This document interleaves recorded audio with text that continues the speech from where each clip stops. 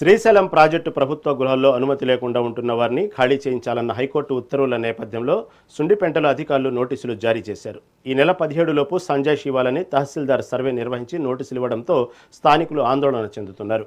Dam నిర్మాణం నాటి నుండి తాము ఇక్కడే నివసిస్తున్నామని వారు ఆవేదన వ్యక్తం చేస్తున్నారు. ఇక దీనిపై వైసీపీ మాజీ ఎమ్మెల్యే శిల్పా చక్రపాణి రెడ్డితో మా ప్రతినిధి శ్యామ్ ఫేస్ టు ఫేస్. సుండిపేట గ్రామంలో అయితే నీటిపారుదల శాఖలో ఆధ్వర్యంలో ఉన్న ప్రభుత్వ గృహాలకు నివసిస్తున్న ప్రజలకు నోటీసులు అయితే ఇప్పటివరకు జారీ చేశారు.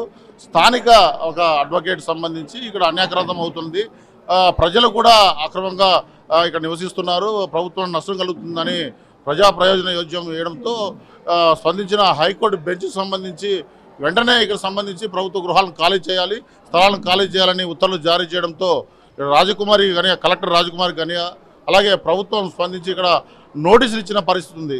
ప్రతి ఒక్క అంటే ప్రజలు 17వ తారీఖు లోపల సరైన సమాధానం ఇవ్వాలి, అనంతరం దానికి సంబంధించి ఆ తర్వాత ప్రజలు గృహాలను ఖాళీ చేయాలనే ఉద్దేశంతో ఉండడంతో ఇక్కడ ప్రజలంతా కూడా భయభ్రాంతులకు గురయ్యారు.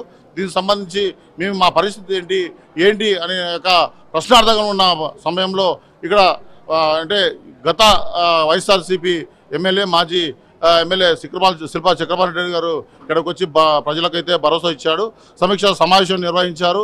నేనున్నానని చేసి ఇక్కడ ప్రజలను ఉద్దేశించి చెప్పడం జరిగింది. దీనికి సంబంధించి మరిన్ని విషయాలు ఇక్కడే మన వద్ద మాజీ వైఎస్ఆర్సీ ఎమ్మెల్యే శిల్పా చక్రపాణి రెడ్డి గారు మన వద్ద ఉన్నారు. ఆయన కొన్ని విషయాలు తెలుసుకుందాం.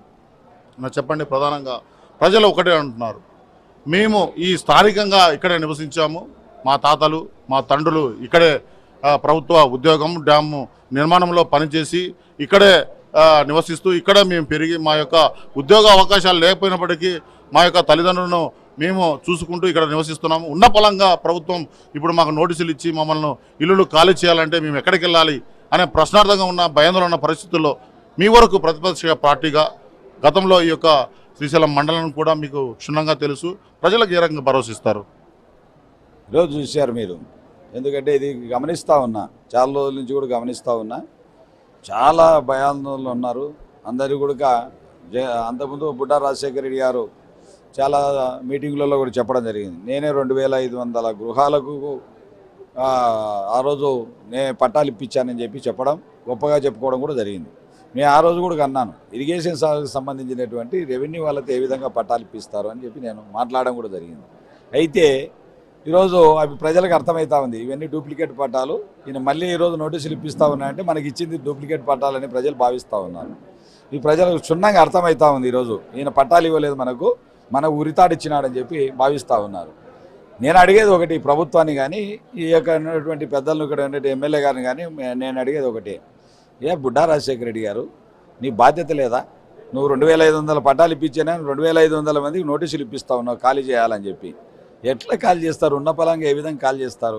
నీకు బుర్ర దొబ్బేసింది అని అడుగుతా ఉన్నాం. ముందుగా పట్టాలు మనం చేతనైతే వాళ్ళను భయాందోళన మీరు చెందొద్దయా, నేను ఉన్నానని చెప్పి ఒక ఎమ్మెల్యేగా భరోసా ఇవ్వాల్సింది పోయి ఈరోజు 6 మాసాల నుంచి బయలును తొక్కి చూడలేదు. ఈరోజు నేను వస్తున్నానని చెప్పి తెలిసి నువ్వు ఈరోజు మళ్ళీ ఒక మీటింగ్ పెట్టి కలెక్టర్ని తీసుకొచ్చి ఏదో హడావిడి చేస్తూ ఉన్నావు. నువ్వు హడావిడి చేయి, నువ్వు చేస్తే నీకు కూడా నేను సహకరిస్తా, కావాల్సి మీకు కూడా వెంట మద్దతు తెలుపుతాం.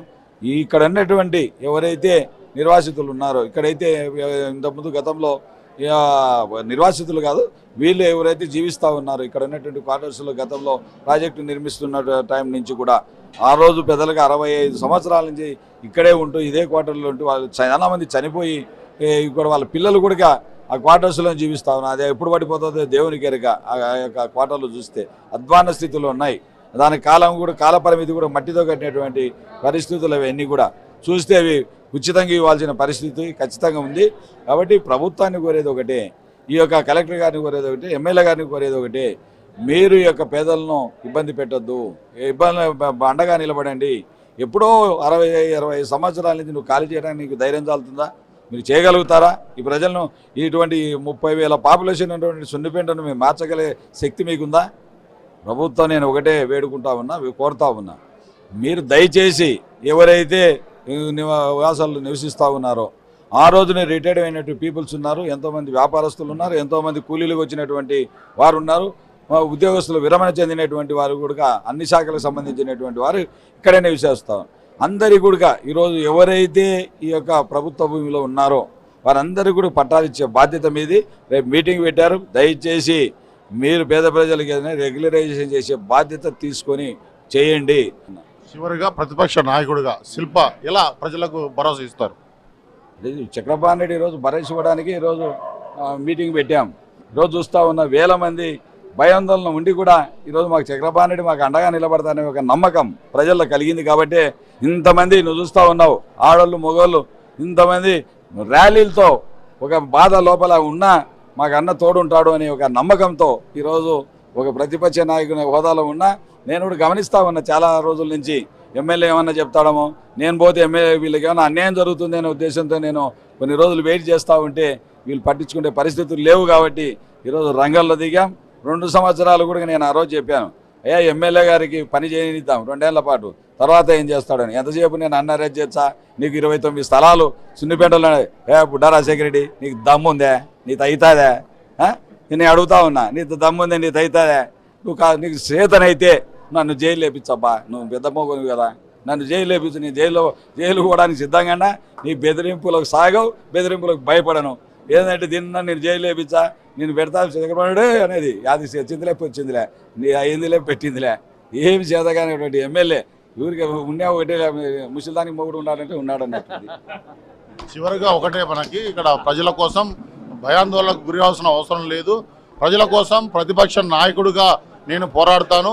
అలాగే అధికార పక్షం కూడా ప్రజల కోసం న్యాయం చేయాలని పోరాడితే నా వంతు సహాయం కూడా నేను ఇస్తానని, అంతేకాకుండా ప్రజల కోసం న్యాయ పోరాటం చేసేందుకు నా సొంత ఖర్చులతోనే నేను ఈ సున్నిపేట ప్రజలకు న్యాయం చేకూర్చేందుకు పోరాడతానని, అలాగే అఖిల పక్షం సంబంధించిన కమిటీ ఏర్పడిన తర్వాత వారి యొక్క సూచనల మేరకు మేము పోరాటం చేసి ఈ యొక్క సున్నిపేట ప్రభుత్వ అలాగే ప్రభుత్వేతర ఈ యొక్క నోటీసులు తీసుకున్న ప్రతి ఒక్కరు ప్రజలకు తమ ఇళ్లను తమకే క్రమబద్ధీకరించేందుకు పోరాటం చేస్తానని, ఎంతకైనా ముందుకెళ్ళడానికి సిద్ధమని, జైలును సైతం వెళ్ళడానికి కూడా సిద్ధమవుతున్నామని ఇక్కడ వైఎస్ఆర్సీపీ శ్రీశైలం నియోజకవర్గ మాజీ శాసనసభ్యులు శిల్పా చక్రపాణి రెడ్డి గారు అన్న పరిస్థితి అయితే ఇక్కడ నెలకొంది. కెమెరామెన్ వెంకటతో Shyam, mega 9 TV, Srisailam project, Nandyal జిల్లా.